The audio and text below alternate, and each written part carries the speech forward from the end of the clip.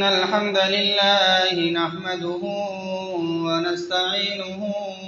ونستغفره ونؤمن به ونتوكل عليه ونعوذ بالله من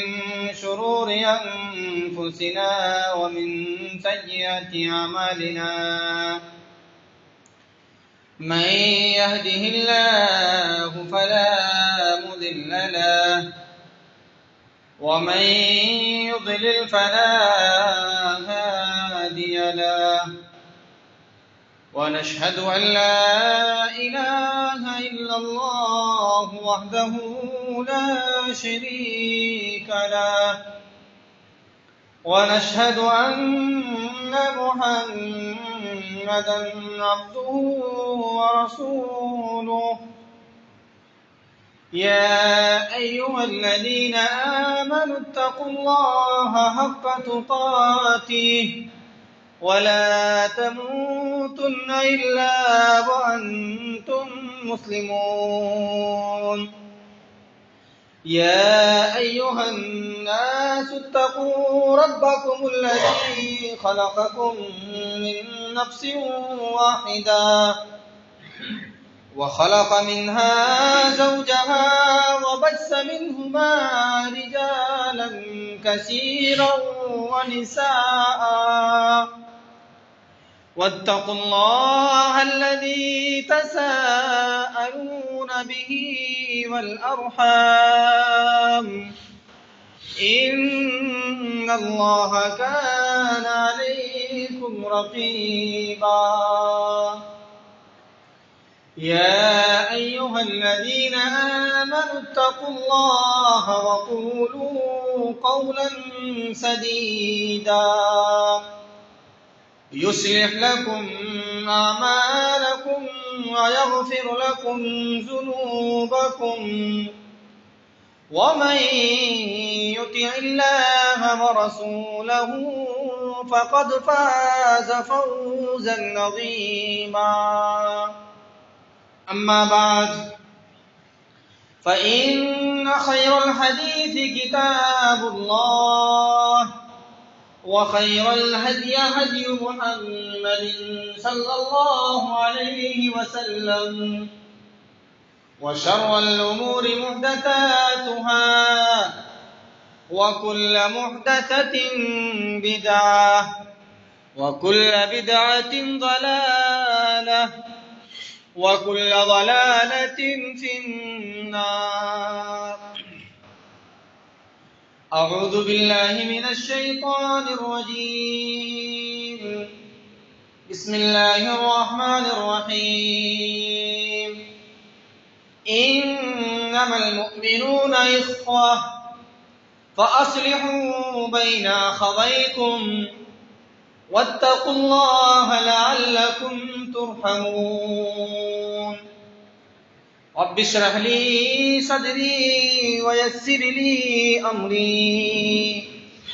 واحلل عقدة من لساني يفقه قولي رب زدني علما رب زدني علما اللهم رب زدنی علما۔ تمام قسم کی تعریف حمد و ثنا اللہ رب العالمین کے لیے لائق و زیبا ہے، جو ہم سب کا پالنہار ہے، جس نے ہم سب کو پیدا کیا۔ اس کے بعد درود و سلام ہو تمام انبیاء کرام پر، خصوصاً ہمارے آخری نبی جناب محمد اکرم صلی اللہ علیہ وسلم پر۔ اللہم صلی علی محمد وعلی آل محمد کما صلیت علی ابراہیم وعلی آل ابراہیم انک حمید مجید۔ اللہم بارک علی محمد وعلی آل محمد كما باركت على إبراهيم وعلى آل إبراهيم إنك حميد مجيد۔ معزز حاضرین جمعہ، محترم بزرگوں، نوجوان ساتھیوں، عزیز بچوں اور پردہ نشین مائیں اور بہنیں، خطبہ مسنونہ کے بعد آپ کے سامنے سورہ احزاب کی آیت نمبر 10 تلاوت کی گئی ہے۔ اس آیت کریمہ کے اندر اللہ رب العالمین نے ارشاد فرمایا، انما المؤمنون اخوہ، مسلمان آپس میں بھائی بھائی ہیں۔ فَأَصْلِحُوا بَيْنَ أَخَوَيْكُمْ، تم اپنے بھائیوں کے درمیان اصلاح کرا دیا کرو، اصلاح کر دیا کرو۔ وَاتَّقُوا اللَّهَ لَعَلَّكُمْ تُرْحَمُونَ، اور ساتھ ہی ساتھ اللہ رب العالمین سے ڈرتے رہو تاکہ تم پر رحم کیا جائے۔ ترجمے سے آپ نے ملاحظہ کیا، اس آیت کریمہ کے اندر اللہ رب العالمین نے تمام کے تمام مسلمانوں کو، پوری دنیا کے مسلمانوں کو آپس میں ایک رشتے میں جوڑا ہے، اور وہ رشتہ کیا ہے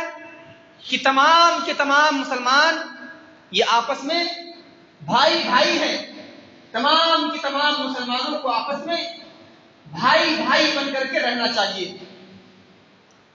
اور دوسری بات کی طرف اشارہ کیا اللہ رب العالمین نے اس آیت کریمہ کے اندر کہ جب تمہارے بھائیوں کے درمیان کسی بات میں نا اتفاقی ہو جائے، اختلاف پایا جائے، لڑائی جھگڑے ہو جایا کرے، تو لوگوں کو چاہیے، تمہیں چاہیے کہ تم فَأَصْلِحُوا بَيْنَ أَخَوَيْكُمْ، اپنے ان بھائیوں کے درمیان اصلاح کرا دیا کرو۔ ان کے درمیان جو نا اتفاقی ہو گئی ہے، اس نا اتفاقی کو اتفاق میں بدل دیا کرو۔ ان کے درمیان جو رشتے ٹوٹ رہے ہیں، اس رشتے کو جوڑ کر کے ان کے درمیان صلح کرا دیا کرو۔ چاہے وہ تمہارا بھائی ہو، چاہے تمہارے معاشرے کا رہنے والا کوئی مسلمان ہو، کوئی مسلمان کی دو جماعت ہو، مسلمان کوئی بھی ہو،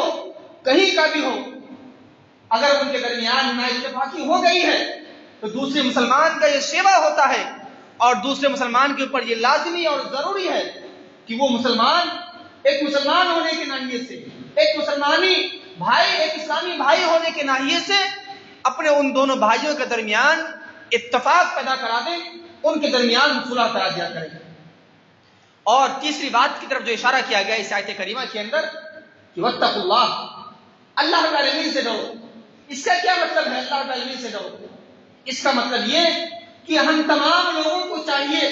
کہ جب کسی کے درمیان نا اتفاقی ہو جائے تو اللہ رب العالمین سے ڈرتے ہوئے، اس میں بنا تاخیر کیے ہوئے، اس کو بنا ٹال مٹول کیے ہوئے یہ نہ سوچے کہ چلو ابھی لڑائی ہوئی ہے، کل اتفاق پیدا کرا دیں گے، پرسوں صلح کرا دیں گے، ایسا ہرگز نہیں ہے۔ بلکہ تمام مسلمانوں کو اللہ رب العالمین کا خوف اپنے دل کے اندر رکھتے ہوئے فوراً جیسے دیکھے اس کو معلوم چل جائے کہ کسی کے درمیان نا اتفاقی ہو گئی ہے، وہ فوراً اس کے درمیان اتفاقی پیدا کروا دے، ان دونوں کے درمیان صلح کروا دے۔ اور آخر میں اللہ رب العالمین نے فرمایا اگر تم صلح کراؤ گے، تمہارا یہ صلح کرانا، رشتوں کو جوڑنا، یہ تمہارے اوپر رحم کا ذریعہ بنے گا۔ اگر تم ایسا کام کرو گے تو اللہ رب العالمین تمہارے اوپر رحم و کرم کرے گا۔ اللہ رب العالمین کا رحم، اس کا شرف اور اس کا فضل تمہارے اوپر ہوگا۔ اسی طریقے سے اللہ رب العالمین نے سورۃ توبہ کی آیت نمبر 10، آیت نمبر 71، اس کے اندر بھی اللہ رب العالمین نے اس بات کا اشارہ کیا ہے کہ والمؤمنون والمؤمنات بعضهم اولیاء بعض، کہ مؤمنین چاہے وہ مرد ہو چاہے وہ عورتیں ہوں، یہ تمام کے تمام آپس میں بعضهم اولیاء بعض، ایک دوسرے کے دوست ہیں، ایک دوسرے کے ہمدرد ہیں۔ یأمرون بالمعروف وینہون عن المنکر، یہ لوگ آپس میں ایک دوسرے کو معروف کاموں کا، اچھے کاموں کا حکم دیتے ہیں اور منکر سے یعنی برائی سے روکتے ہیں۔ وَيُقِيمُونَ الصَّلَاةَ، اور یہ لوگ نماز ادا کرتے ہیں۔ وَيُؤْتُونَ الزَّكَاةَ، یہ لوگ زکات ادا کرتے ہیں۔ وَيُطِيعُونَ اللَّهَ وَرَسُولَهُ، اور ساتھ ہی ساتھ یہ لوگ اللہ اور اس کے رسول کی اطاعت کرتے ہیں. اولئک سیرحمہم اللہ، یہی وہ لوگ ہیں جن کے اوپر اللہ رب العالمین کا رحم ہوگا، ایسے لوگوں پر اللہ رب العالمین رحم کرے گا. ان اللہ کان عزیزا حکیما، اللہ تبارک و تعالی غالب حکمتوں والا ہے. آپ نے دیکھا اس آیت کریمہ کے اندر بھی اللہ رب العالمین نے تمام مومنوں کو، چاہے وہ مرد ہو چاہے وہ عورت ہو، سب کو ایک دوسرے کے لیے معاون، مددگار اور ایک دوسرے کا دوست قرار دیا ہے. اور ساتھ ہی ساتھ اس بات کا بھی ذکر کیا، یہ جو باہمی تعلقات ہیں، یہ جو رشتہ داریاں جو مومنین کی آپس میں رشتہ داریاں ہوتی ہیں، یہ انہی تعلقات کی بنا پر، انہی بھائی چارگی کی بنا پر یہ لوگ ایک دوسرے کے ساتھ اچھائی کا معاملہ کرتے ہیں، ایک دوسرے کو معروف کاموں کا حکم دیتے ہیں، ایک دوسرے کو بھلائی کی طرف بلاتے ہیں، اور یہ لوگ ایک دوسرے کو منکر سے روکتے ہیں، غلط کاموں سے روکتے ہیں. یہ اسی رشتے کی بنا پر، یہ بھائی بھائی کے رشتے کی بنا پر، ایک دوستی کی بنا پر، یہ جو اللہ رب العالمین نے ان کو بھائی بھائی کے رشتے میں پرو رکھا ہے، جوڑ رکھا ہے، یہ ان رشتے کی بنا پر یہ لوگ ایک دوسرے کو بھلائی کی طرف بلاتے ہیں، معروف کاموں کا حکم دیتے ہیں اور منکر سے روکتے ہیں. اور ساتھ ہی ساتھ یہ لوگ آپس میں ایک جگہ اکٹھے ہو کر کے 5 وقتہ نمازیں جو اللہ رب العالمین نے ان کے اوپر فرض کی ہے وہ ان نمازوں کو ادا کرتے ہیں. اور ان کے اندر جو مالدار ہے، جن کو اللہ رب العالمین نے مال و دولت سے نوازا ہے، جن کے پاس مال ہے، یہ لوگ اپنے غریب بھائی ہیں ان کی اپنی مال کے زکات کے ذریعے سے مدد کرتے ہیں، اس کی تعاون کرتے ہیں، اس کے ساتھ نرمی کا معاملہ اور اس کے ساتھ جو بھی اچھائیاں ہو سکتی ہیں ان اچھائیوں کو یہ ایک مالدار انسان اپنے معاشرے کے غریب مسلمان بھائیوں کے ساتھ کرتا ہے. اور ان کی یہ جو باہمی اتفاقی اور باہمی بھائی چارگی اور ان کی باہمی اجتماعی زندگی کا اہم شعار، مقصد اور صرف یہ ہے کہ یہ لوگ اللہ اور اس کے رسول کی اطاعت اللہ اور اس کے رسول کی اطاعت کی بنا پر ہی یہ لوگ تمام کے تمام کاموں کو انجام دیتے ہیں. ان کے دل میں جو اللہ اور اس کے رسول کی اطاعت ہے، اللہ اور اس کے رسول کی محبت ہے، جو ایمان کی محبت ہے، جو اسلام کی محبت ہے، وہ ان محبت کی بنا پر یہ ان تمام کے تمام کاموں کو انجام دیتے ہیں. اور جو لوگ بھی ان طرز عمل کو اپنی زندگی میں اپنائیں گے، ان طرز عمل کو، ان چیزوں کو اپنی زندگی میں رکھتے ہوئے اپنی زندگی کو گزاریں گے، تو پھر ایسے ہی لوگ ہیں جن پر اللہ رب العالمین کا رحم و کرم ہوگا، ایسے ہی لوگوں پر اللہ رب العالمین رحم کرے گا. اسی طریقے سے اللہ کے نبی صلی اللہ علیہ وسلم نے اپنے حدیث کے اندر بھی ایک مومن دوسرے مومن کے لیے کس طریقے سے ہوتا ہے اس کو مثال کے ذریعے سے سمجھایا کہ مثل المؤمنین فی توادہم وتراحمہم وتعاطفہم مثل الجسد الواحد اذا اشتکا منہ عضو تداعی لہ سائر الجسد بالسہر والحمى، کہ مومن کی مثال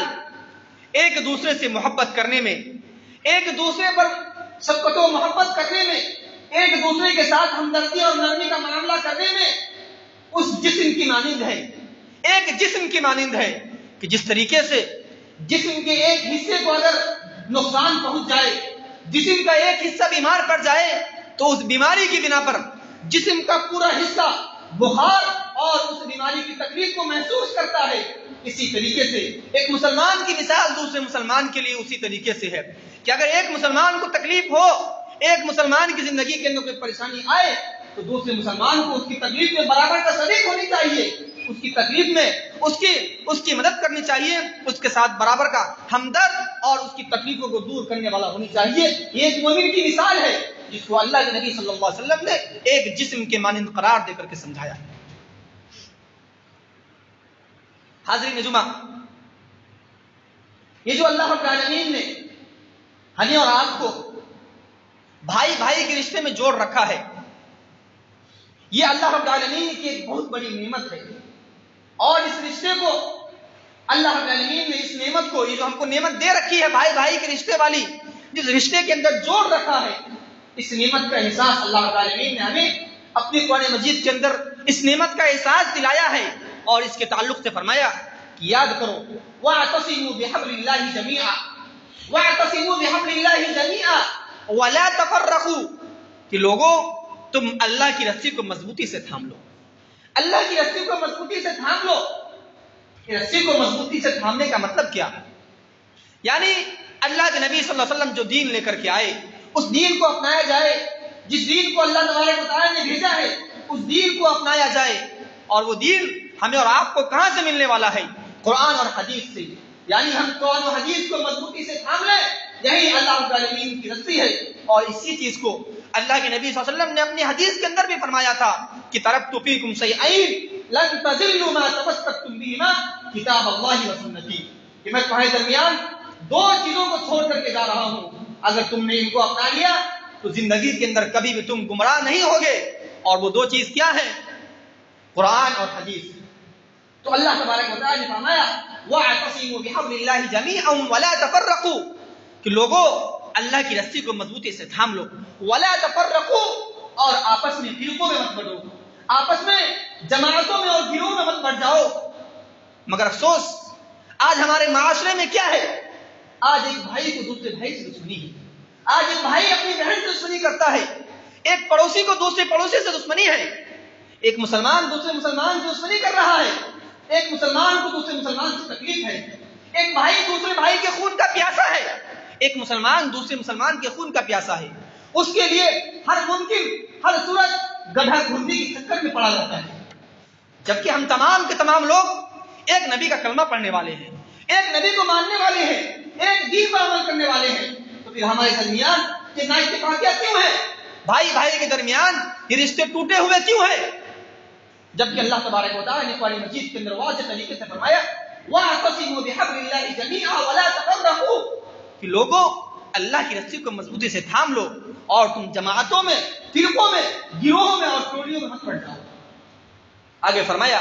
وَاذْكُرُوا نِعْمَةَ اللَّهِ عَلَيْكُمْ إِذْ كُنْتُمْ أَعْدَاءً فَأَلَّفَ بَيْنَ قُلُوبِكُمْ فَأَصْبَحْتُمْ بِنِعْمَتِهِ إِخْوَانًا. یاد کرو اس نعمت کو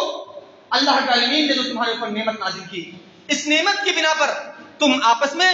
ایک دوسرے کے بھائی بھائی ہو گئے. وَاذْكُرُوا نِعْمَةَ اللَّهِ عَلَيْكُمْ إِذْ كُنْتُمْ أَعْدَاءً جب تم ایک دوسرے کے دشمن تھے, ایک دوسرے کے خون کے پیاسے تھے, اللہ رب العالمین نے تمہارے دلوں کو جوڑ دیا اور تم آپس میں ایک دوسرے کے بھائی بھائی ہو گئے. یاد کریں اس وقت کو اللہ کے نبی صلی اللہ علیہ وسلم جب اس دنیا کے اندر تشریف لائے, اس سے پہلے کیا ماحول تھا. لیکن اللہ کے نبی صلی اللہ علیہ وسلم جب اس دنیا کے اندر آئے تو انہوں نے ان دشمنی کو بھائیوں میں بدل دیا, اس رشتہ داری کو جو نااتفاقی بنی ہوئی تھی اس نااتفاقی کو رشتوں میں جوڑ دیا. جو لوگ ایک دوسرے کے خون کے پیاسے تھے, ایک دوسرے سے دشمنی کرتے تھے, ایک دوسرے کو ہمیشہ ہر وقت تکلیف پہنچانے کی چکر میں پڑے رہتے تھے, وہی لوگ ایک دوسرے سے محبت کرنے لگے, وہی لوگ ایک دوسرے کے دوست بن گئے, وہی لوگ ایک دوسرے کی ضرورتوں پر اپنی ضرورتوں کو قربان کرنے لگے. تو یقیناً یہ اللہ رب العالمین کا ایک احسان تھا کہ اللہ رب العالمین نے اللہ کے نبی صلی اللہ علیہ وسلم کو بھیج کر کے تمام کی تمام امت مسلمہ کو بھائی بھائی قرار دیا اور ان کے درمیان جو نااتفاقی تھی اس نااتفاقی کو اتفاق میں بدل دیا. اور ہم اور آپ اس اتفاق کو دیکھنا چاہتے ہیں, اس بھائی چارے کے نمونے کو دیکھنا چاہتے ہیں, تو ہم اللہ کے نبی صلی اللہ علیہ وسلم کی زندگی کا مطالعہ کریں, صحابہ کرام کی زندگی کو دیکھیں کہ جب مکہ کے مہاجرین ہجرت کر کے مدینہ میں جا رہے ہیں, انصار کے پاس جا رہے ہیں, تو وہاں کے انصاری صحابہ کرام نے کس طریقے سے مہاجرین صحابہ کرام کی مدد کی تھی. انہوں نے یہاں تک کہہ دیا تھا کہ میرے پاس جتنے باغات ہیں, جتنے مال و اولاد ہے, جتنی مال ہے, جتنی پراپرٹیاں ہیں, جتنی چیز ہے, وہ تمام کی تمام چیزیں میں آپ کے سامنے رکھ دیتا ہوں, آدھا آپ لے لیجیے, آدھا میں لے لوں گا. یا یہ بھی نہیں کر سکتے تو میرے پاس جتنی کھیتیاں ہیں ان کھیتیوں کے اندر فصل میں اگاؤں گا, محنت میں کروں گا, کاشتکاری میں کروں گا, اور جب فصل کاٹنے کا وقت آئے گا تو اس فصل کے حصے میں سے آدھا آپ کو دوں گا, آدھا آپ کو دے دوں گا. یہ اخوت و بھائی چارگی تھی. اور یہی پر بس نہیں کیا, بلکہ انہوں نے یہاں تک کہا جن جن کے پاس 2 بیویاں, 3 بیویاں, 4 بیویاں تھیں, انہوں نے یہاں تک کہہ دیا کہ میں اپنی تم ان بیویوں میں سے جس کو چاہو پسند کر لو, میں اس کو طلاق دے دوں گا, اور وہ عدت گزارنے کے بعد تم سے شادی کر لے گی, تم سے شادی کر لو. یہ اخوت و بھائی چارگی تھی, یہ محبت تھا, کہ مکہ کے مہاجروں کے ساتھ مدینہ کے انصاروں نے اس محبت کی، اس رواداری کی اور اس اخوت و بھائی چارگی کی ایسی مثال پیش کی کہ آج کے اس کے بعد سے آج تک اور رہتی دنیا تک آپ کو تاریخ کی کتابوں میں ایسی اخوت و بھائی چارگی کی مثال نہیں ملنے والی ہے۔ ایک مرتبہ کا واقعہ ہے،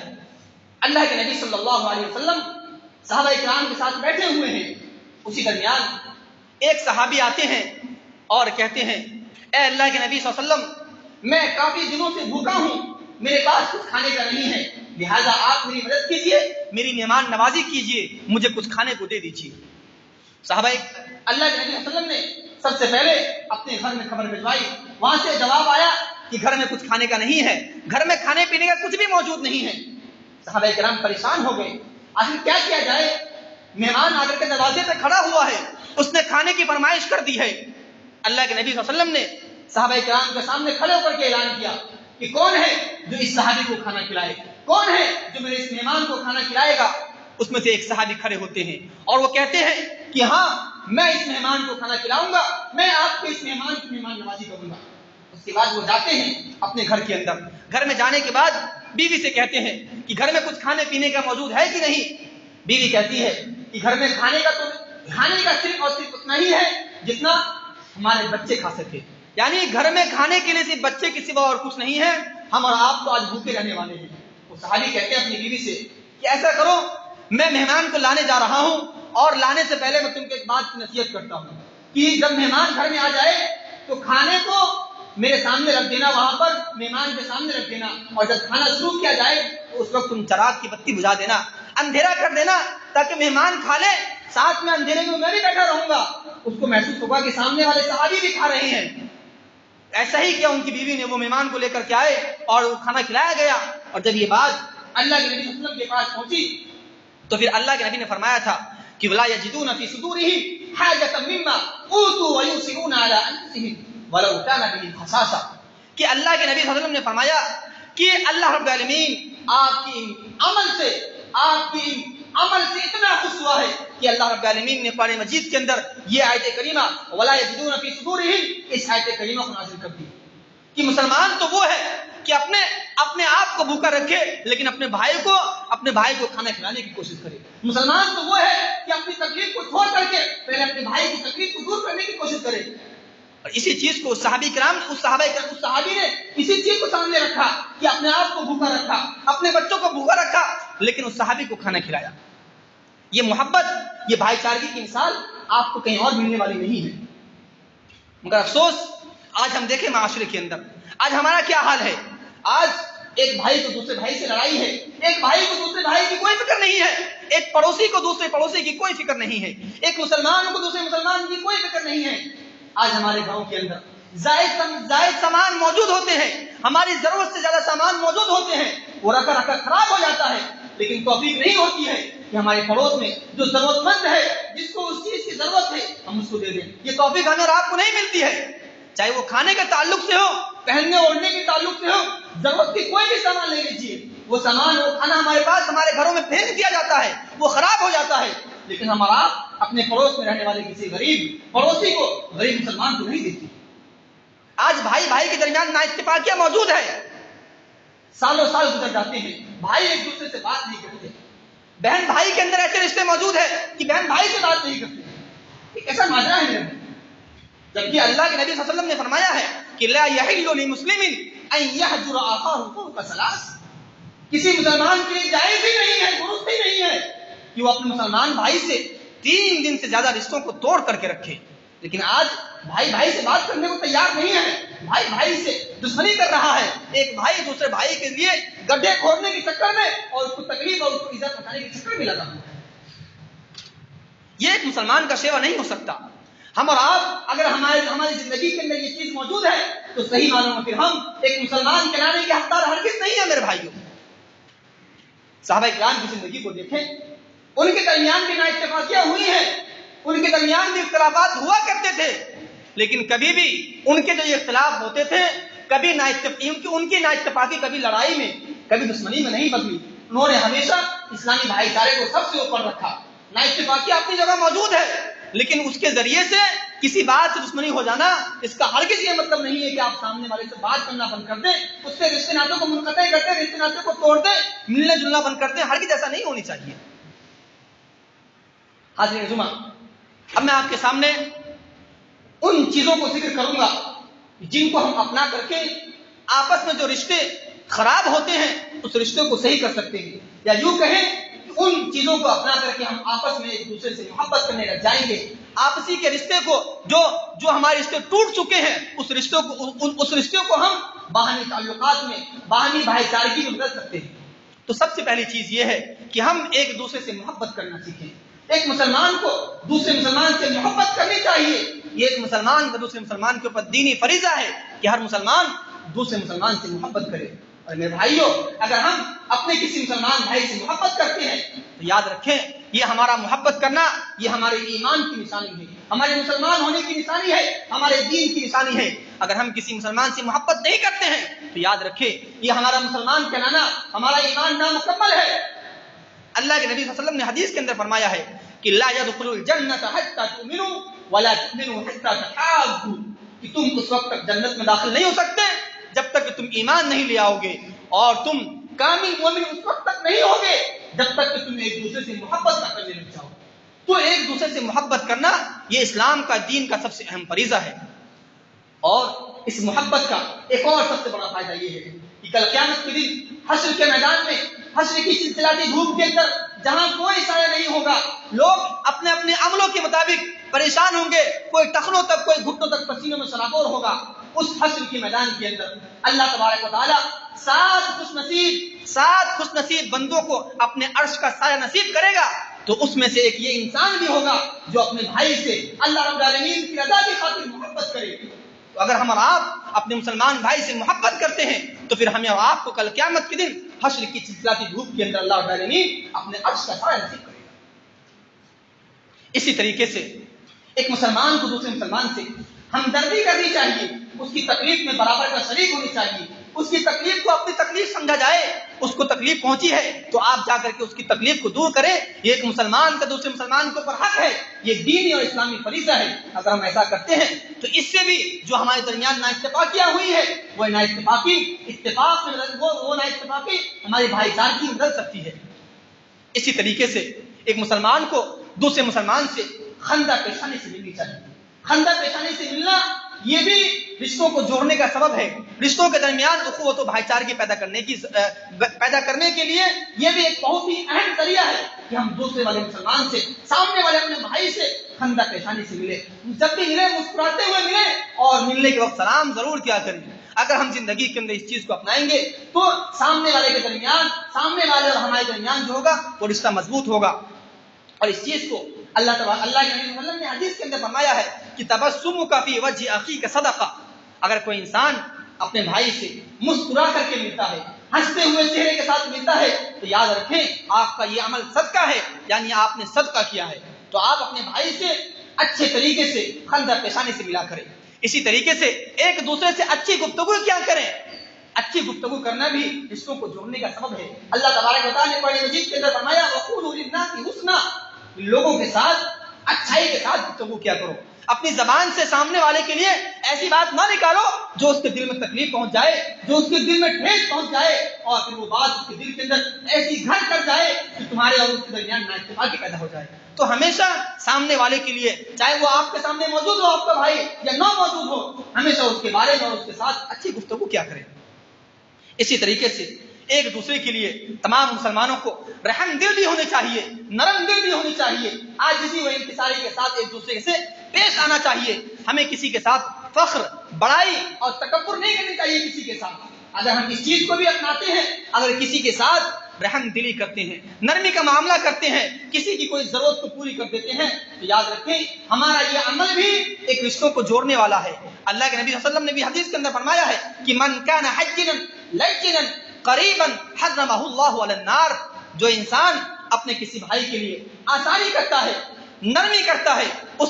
سے رشتوں کو جوڑتا ہے، تو یاد رکھیں اللہ تبارک و تعالیٰ نے ایسے بندے پر جہنم کو حرام قرار دیا ہے۔ میرے بھائیوں، اگر ہم اپنے آپ کو جنت میں لے جانا چاہتے ہیں، جہنم سے اپنے آپ کو بچانا چاہتے ہیں، تو ہم ایک دوسرے کے لیے رحم دل بن جائیں، نرم دل بن جائیں. اس سے ہماری دنیا بھی سمجھ جائے گی، دنیا کے اندر اللہ تعالیٰ ایک دوسرے کے درمیان اخوت و بھائی چارگی پیدا کر دے گا، اور آخرت میں بھی اللہ تعالیٰ ہمیں اور آپ کو جنت کے اندر داخل کرے گا. اسی طریقے سے ایک مسلمان کو دوسرے مسلمان کے لیے اگر وہ بیمار پڑ جائے تو اس کی عیادت کے لیے جانا چاہیے، اس کی تیمارداری کرنی چاہیے. اس سے بھی آپسی رشتے جو ہوتے ہیں مضبوط ہوتے ہیں، ایک دوسرے کے درمیان محبت اور بھائی چارگی پیدا ہوتی ہے.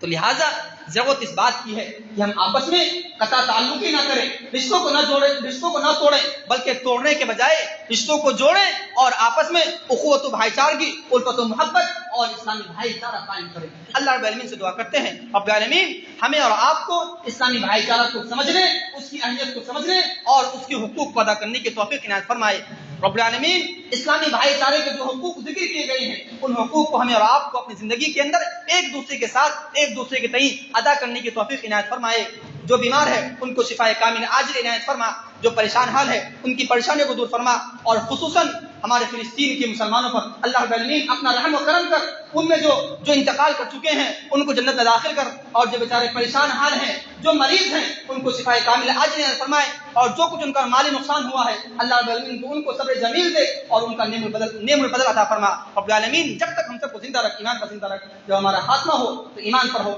آمین. وآخر دعوانا الحمد للہ رب العالمین. اقول قولی هذا استغفر الله لي ولكم ولسائر الاولين انه تعالى جواد كريم ملك بر رؤوف رحيم.